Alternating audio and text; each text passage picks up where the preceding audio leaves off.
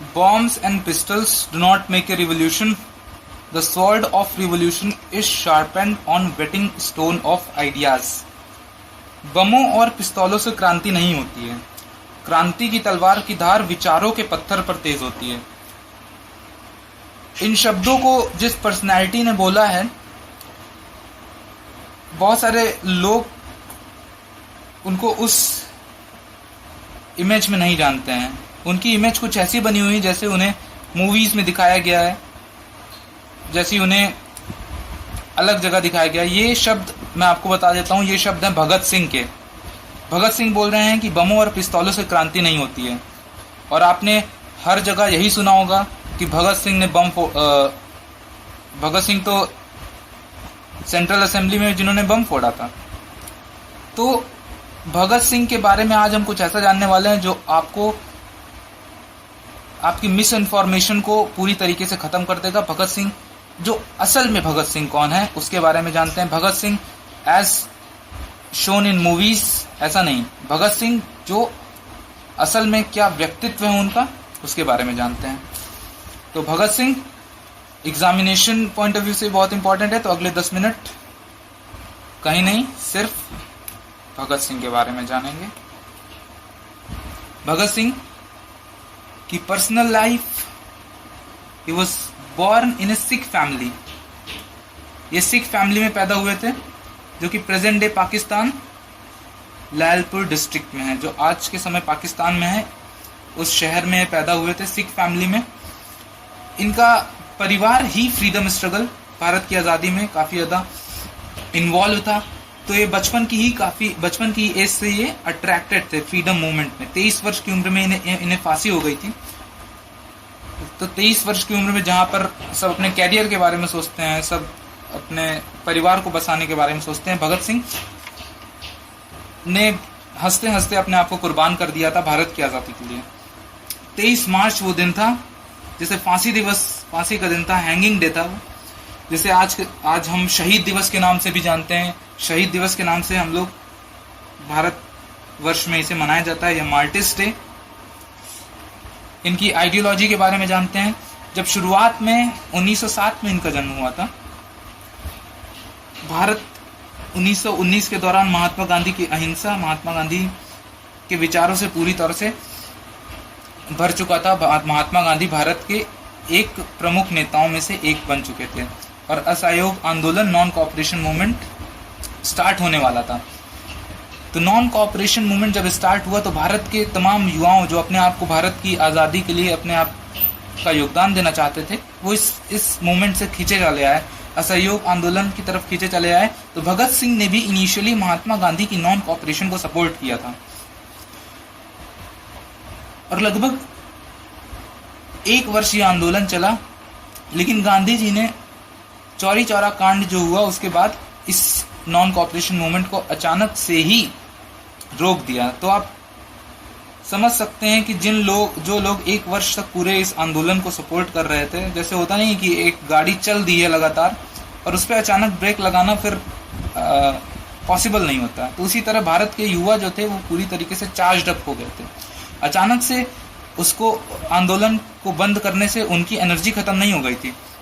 तो भगत सिंह जैसे व्यक्ति जो भारत के लिए अपने आप को पूरी तरीके से कुर्बान कर देना चाहते थे, गांधी जी के इस निर्णय से वो सहमत नहीं हुए और उन्होंने अपनी एनर्जी चैनलाइज कर दी रिवॉल्यूशनरी नेशनलिज्म की तरफ।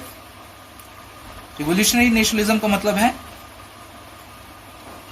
कि इसमें मास इन्वॉल्व नहीं होगी, सिर्फ कुछ व्यक्ति जो होंगे वो खुद बम फोड़कर, पिस्तौल, मतलब आप बोल सकते हैं कि जैसे अंग्रेज कर रहे थे, लाठी इनकी विचारधारा हो गई थी कि अगर कोई तुम्हारे ऊपर अत्याचार करता है तो उसको सहो मत, उसका आप रिटेलिएशन करिए। तो उसकी तरफ वो आकर्षित हो गए थे। तो ही टर्न टुवर्ड्स रिवॉल्यूशनरी नेशनलिज्म और काफी बार ये जेल भी गए।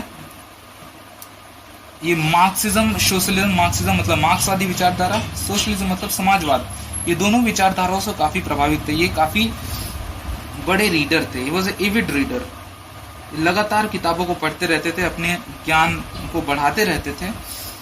और ये वक्ता भी काफ़ी अच्छे थे। 1931 में 1930 जब इन्होंने बम फोड़ा था और ये ट्रायल कर रहे थे, तो इनके स्पोक्स पर्सन जो थे इनकी तरफ से वो भगत सिंह को ही बोला गया था, क्योंकि ये वक्ता काफ़ी अच्छे थे। कोर्ट में अपनी बात को पेश करने की कला, कोर्ट को अपनी बात को बिना तोड़े मरोड़े पेश करने की कला इनके अंदर थी, इसलिए स्पोक्स पर्सन भी बने थे। ही वॉज ए एथीस्ट, नास्तिक थे ये। इनकी एक ऐसे भी है वाई एम आई अथीस्ट, उसमें इन्होंने पूरे तरीके से ब्यौरा दिया है कि वो क्यों नास्तिक हैं। उनकी नास्तिकता उनके अहंकार को नहीं दर्शाती है, बल्कि उनकी नास्तिकता का मकसद, उनकी नास्तिकता का जो मेन कोर है वो कुछ और है। आप उसको पढ़ सकते हैं, ज़्यादा बड़ा नहीं है, 3-4 पेज का ही है। Revolution could be only by the masses for the masses. ये शब्द किसके हैं? ये शब्द है भगत सिंह के। ये शब्द आप भगत सिंह के साथ नहीं रिलेट कर पाएंगे, क्योंकि आपने जिन भगत सिंह को जाना है वो इंडिविजुअल एक्टिविटीज में ज्यादा विश्वास रखता है। लेकिन जो असल में भगत सिंह है, revolution could be only by the masses for the masses, ये भगत सिंह जो है वो बोल रहे हैं कि रिवॉल्यूशन जो है वो लोगों के द्वारा हो सकती है और लोगों के लिए हो सकती है, by the masses for the masses. तो भगत सिंह की जो असली विचारधारा थी वो यही थी कि लोगों के बिना कोई भी क्रांति नहीं हो सकती है, और क्रांति की जो असली मशाल है वो विचारों के द्वारा होती है, किसी बम या पिस्तौल के द्वारा नहीं होती है। इन्होंने ये भी बोला था, revolution not a cult of bomb and pistol, by revolution the present order of things of injustice must change.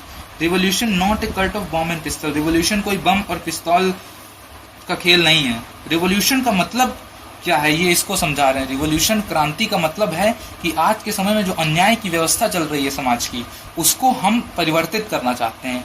इसी का मतलब है क्रांति। भगत सिंह की नज़र में यही है क्रांति, असल क्रांति। रिवॉल्यूशन या क्रांति का मतलब ये नहीं है कि किसी को मार दिया या कहीं पे बम फोड़ दिया, वो तो मात्र अपने आप को प्रदर्शित करने का, लोगों को जगाने का एक तरीका था।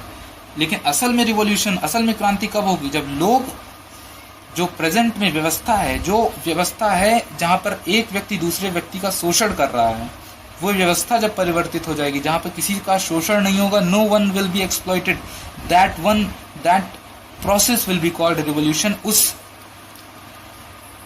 उसी को हम क्रांति बोलेंगे। इनका रोल क्या था फ्रीडम स्ट्रगल में, उसको जानते हैं। ये जलियांवाला बाग जो कि 1919 में हुआ था, और ननकाना साहिब में अकाली प्रोटेस्टर्स के खिलाफ जो वायलेंस हुआ था 1919 में, दोनों से ये काफ़ी ज़्यादा प्रभावित हुए थे। सिख फैमिली के थे, पंजाब में ये दोनों घटनाएं हुई थी, तो दोनों ही घटनाओं से प्रभावित हुए थे, और अंग्रेजों के खिलाफ इनके मन में एक आ गई थी कि ये अंग्रेजों को भारत से हटाना चाहते थे, भारत में भारत का राज लाना चाहते थे।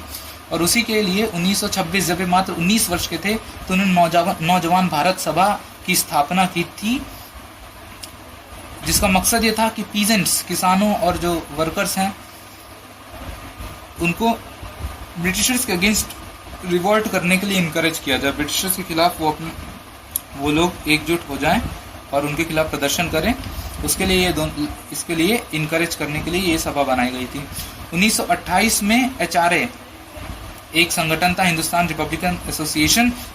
ये संगठन हिंदुस्तान रिपब्लिकन एसोसिएशन 1925 में बना था, और उसे HSRA का नाम दिया था 1928 में भगत सिंह, सुखदेव और चंद्रशेखर आज़ाद ने। तो HRA 1925 से बनी थी, और 1928 में इसका नाम बदलकर हिंदुस्तान सोशलिस्ट रिपब्लिकन एसोसिएशन कर दिया था भगत सिंह, सुखदेव और चंद्रशेखर आज़ाद ने। लाहौर कॉन्स्पिरेसी केस जिसके साथ ये इन्वॉल्व थे, Lahore conspiracy case, revenge of Lala Lajpat Rai death. Lala Lajpat Rai की हत्या हो गई थी 1928 में साइमन कमीशन के खिलाफ, जब वो विरोध कर रहे थे। तो एक SP था, सुपरिटेंडेंट ऑफ पुलिस था, स्कॉट, उसके द्वारा लाठीचार्ज की गई थी। तो इनका ये कहना था कि भारत के इतने बड़े नेता को एक छोटे मोटे पुलिस के द्वारा लाठीचार्ज करा के मार देना, ये एक तरीके से, किसी भी तरीके से न्यायपूर्ण नहीं है। तो इसका बदला लेना ज़रूरी है। तो अपने दोस्तों के साथ, अपने मित्रों के साथ इन्होंने उसका बदला लेने के लिए स्कॉट को मारने की योजना बनाई। लेकिन मिस्टेक से JP सॉन्डर्स एक व्यक्ति था, जो भी पुलिस में था उसकी हत्या हो गई थी। तो उसी हत्याकांड के लिए एक लाहौर कॉन्स्पिरेसी केस चला, जिसमें इन्हें बाद में दोषी पाया गया। 1928 में भगत सिंह और बटुकेश्वर दत्त ने सेंट्रल असेंबली थी, वहां पर बॉम्बिंग की। वहां पर वो गए और उन्होंने बम फोड़ दिया, लेकिन बम को फोड़ने का मकसद ये नहीं था कि किसी को हर्ट करना या किसी को नुकसान पहुंचाना। उन्होंने अपना मकसद जो कथन दिया था वो ये था कि टू मेक डेफ हियर, बहरों को सुनाने के लिए। अंग्रेज सरकार जो इस समय बहरी हो चुकी है, जो अपने ही अहंकार में चूर है, उसको सुनाने के लिए एक धमाके की जरूरत है। तो इसलिए उन्होंने जानबूझकर सेंट्रल असेंबली में बम फोड़ा, और ऐसी जगह फोड़ा जहां पर कोई नहीं था, जहां पर सिर्फ और सिर्फ बम फूटा, लेकिन किसी को कोई भी नुकसान नहीं हुआ। और वो चाहते तो उस भगदड़ में खुद भी भाग सकते थे, लेकिन उनका मकसद वहां से भागना नहीं था। उनका मकसद लोगों को जगाना था। उनका मकसद था कि हम खुद अरेस्ट हों और उसके बाद ट्रायल जब उन पर मुकदमा चले तो हम अपने स्टेटमेंट्स दें, क्योंकि जब मुकदमा चलेगा तो पूरा देश उस मुकदमे को देखेगा। तो उस मुकदमे में वो अपनी जो विचार है उसको लोगों तक पहुंचा सके और लोगों को जगा सके। तो उन्होंने उसका उपयोग किया। और ये बम इसलिए किस लिए उन्होंने फोड़ा था, ये प्रश्न पूछ लिया जाता है काफी कॉम्पिटिटिव एग्जाम्स में। It was a protest against public safety bill and trade disputes bill. 2 bill आए थे, public safety bill and trade dispute bill. इन दोनों के खिलाफ प्रोटेस्ट करने के लिए ही इन्होंने पब्लिक बम फोड़ा था। उसके बाद इन्हें मुकदमे के बाद लाहौर की एक जेल थी, वहां पर रखा गया। उन्होंने वहां पर भी जो कैदी थे उनमें जो भेदभाव चल रहा था, वहां पर उन्होंने उसके खिलाफ भी एक भूख अनशन किया, हंगर स्ट्राइक की, जो कि 116 दिन तक चली। 116 दिन तक, आज तक इतनी बड़ी हंगर स्ट्राइक कहीं पूरी दुनिया में नहीं हुई है। 116 दिन तक भूखे रहना, ये अपने आप में उनकी पेशेंस, उनके अंदर के व्यक्तित्व को दर्शाता है। उनका व्यक्तित्व मात्र बम फोड़ना या किसी को नुकसान पहुंचाने का नहीं था। उनका व्यक्तित्व ऐसा भी था जो 116 दिन तक अनशन कर सकता है। ये किसी आम आदमी के लिए पॉसिबल नहीं है। जो आजकल लोग भगत सिंह बनने का प्रयास करते हैं कि हम भगत सिंह को सपोर्ट करते हैं, हम गांधी को सपोर्ट नहीं करते, हम गांधी को सपोर्ट करते हैं, हम भगत सिंह को सपोर्ट नहीं करते हैं, वो आप इसलिए बोलते हैं क्योंकि ना आप गांधी को जानते हैं, ना आप भगत सिंह को जानते हैं, आप सिर्फ और सिर्फ व्हाट्सएप को जानते हैं। तो व्हाट्सएप को छोड़िए और सिर्फ किताबों को पढ़िए। वहां पर आपको पता चलेगा कि भगत सिंह और गांधी का मार्ग अलग था, लेकिन उनकी जो यात्रा थी वो एक ही तरफ जाती थी। वो थी भारत की आजादी, वो थी भारत के प्रति उनका प्रेम। जवाहरलाल नेहरू ने इन्हें लाहौर प्रिजन, जब जेल में थे तब वहां पे विजिट किया था इनकी हालत को देखने के लिए। ये आजकल काफी लोगों के मन में आशंका रहती है कि जवाहरलाल नेहरू ने ये नहीं किया था, वो नहीं किया था, बहुत सारे प्रश्न उठाते रहते हैं। तो इसके लिए आप व्हाट्सएप का सहारा मत लीजिए, इसके लिए आप किताबों को पढ़िए, जहां पर आपको पता चलेगा कि जवाहरलाल नेहरू इनको जेल में विजिट करने गए थे। जवाहरलाल नेहरू एक नेशनलिस्ट थे। 23 मार्च 1931 में ये हैंग हुए थे और ये चाहते तो जेल से भी भाग सकते थे, लेकिन वो जेल से क्यों नहीं भागे? क्योंकि उन्हें पता था कि अगर मेरी फांसी हो गई तो फांसी जो लहर लेके आएगी, वो फांसी जो अंग्रेजों के खिलाफ लोगों के मन में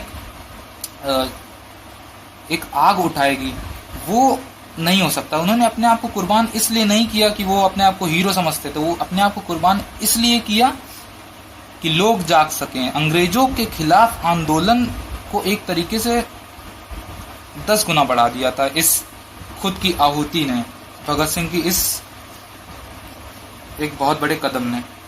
तो अब प्रश्न के बारे में जानते हैं, भगत सिंह के बारे में। भगत सिंह फाउंडेड नौजवान भारत सभा 1926 और ये इन्वॉल्व थे हिंदुस्तान सोशलिस्ट रिपब्लिकन एसोसिएशन के साथ। इसमें से कौन सा सही है? कमेंट बॉक्स में लिख के तुरंत बताओ, तुरंत। अगर आपने पूरा वीडियो देखा है तो आप 1 सेकेंड नहीं लेंगे इसको लिखने में। और जो लोग नहीं देख रहे हैं वीडियो, उनके पास भी ये वीडियो पहुंचाओ, नहीं तो फालतू में इधर उधर भटकते रहेंगे। उनको कभी कोई भी एक कंप्लीट मटेरियल नहीं मिल पाएगा जो यहाँ पर मिल रहा है। अब सुभाष चंद्र बोस के बारे में जानते हैं। सुभाष चंद्र बोस आप वैसे ही पढ़ चुके हैं, तो पिछली क्लास का था, उसमें क्वेश्चन दिया गया था। जिन लोगों ने नहीं दिखा है वो पहले सुभाष चंद्र बोस को जाकर देखें प्लेलिस्ट जाइए, वहां पर हाई यील्ड कॉन्सेप्ट्स नाम की प्लेलिस्ट है, उसको तुरंत खोले और पूरा देखो। 10 मिनट में बहुत सारी चीजें मिल जाएंगी आपको। Subhash Chandra Bose became president of Congress in Karachi session, बिल्कुल गलत है, क्योंकि 1938 में हरीपुर सेशन और 1939 में त्रिपुरी सेशन, 2 सेशंस में ये प्रेसिडेंट थे। इंडियन नेशनल आर्मी 1942 में स्थापना इन्होंने की थी, क्रिएटेड, गलत, क्योंकि कैप्टन मोहन सिंह ने स्थापना की थी 1942 में। 1943 में Indian national army Azad Hind फौज का पुनर्गठन इन्होंने किया था। So which are the correct, none of the above, कोई भी सही नहीं है। रिवीजन क्वेश्चन सरदार पटेल के बारे में जाके देखो, नेहरू के बारे में देखो, सुरेंद्रनाथ बनर्जी के बारे में देखो, सब प्लेलिस्ट में अवेलेबल है। Sardar Patel, which movement Sardar Patel was associated with Swadeshi movement, गलत, स्वदेशी मूवमेंट 1905 बहुत पहले हुई थी। चंपारण मूवमेंट के साथ भी इन्वॉल्व नहीं थे, बारडोली सत्याग्रह से इन्वॉल्व थे, खेड़ा सत्याग्रह से इन्वॉल्व थे। बारडोली सत्याग्रह के दौरान ही इन्हें सरदार की उपाधि दी थी बारडोली की महिलाओं ने। सो विच आर द करेक्ट, जो ऑप्शन गलती से लिख गए हैं, इसका ऑप्शन का उत्तर होगा 3 and 4 आर करेक्ट। तो ये वीडियो देखने के बाद एक चीज ध्यान रखो कि सब्सक्राइब बटन जो आपके सामने दिख रहा है उसको तुरंत दबाओ, और वीडियो में एक शेयर बटन भी दिख रहा होगा उसको भी तुरंत दबाओ। यहाँ से खाली मत जाना, और वीडियो के साथ चाहे तुम कथकली करो चाहे भांगड़ा करो, लेकिन सब्सक्राइब बटन दबा के ही जाना। Okay, bye.